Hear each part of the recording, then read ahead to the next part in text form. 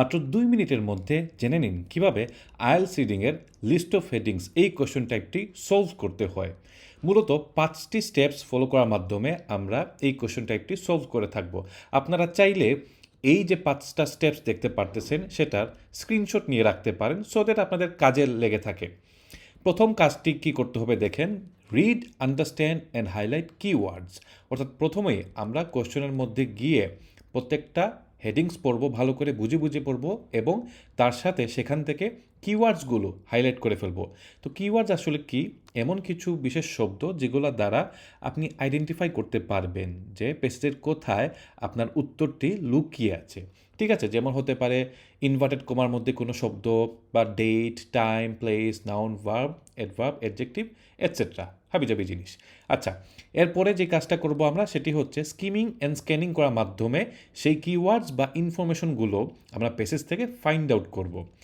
এরপর start with the smallest paragraph and eliminate answers. অর্থাৎ আপনার পেসেজে গেলে দেখবেন যে কোন প্যারাগ্রাফটি একটু বেশি বড়, সেই বড় প্যারাগ্রাফটা আগে ভাগে না পড়ে আপনি ছোট প্যারাগ্রাফ দিয়ে পড়া শুরু করবেন।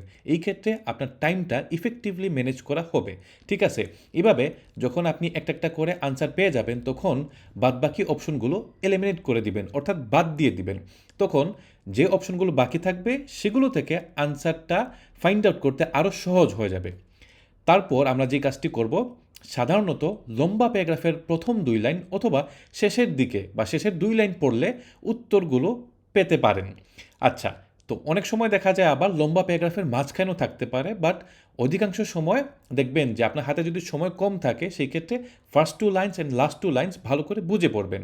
এবং আরেকটি কাজ অবশ্যই করবেন, যদি একদমই উত্তর খুঁজে না পান তখন আপনি সম্পূর্ণ প্যারাগ্রাফটি একদম ফার্স্ট টু লাস্ট ভালো করে বুঝে পড়বেন এবং সারমর্মটি ফাইন্ড আউট করার চেষ্টা করবেন, যেখানে সামারিটা আসলে কি মেসেজ ওরা বোঝাতে চাচ্ছে এই সম্পূর্ণ প্যারাগ্রাফটির মাধ্যমে। তারপরও যদি আপনারা এই কোশ্চেন টাইপের বিস্তারিত ইনডেপথ অ্যানালাইসিস বুঝতে চান তাহলে আমাদের ইউটিউব চ্যানেলে গিয়ে এই কোশ্চেন টাইপের উপর সম্পূর্ণ একটি ভিডিও আছে, সেটি দেখে আসতে পারেন।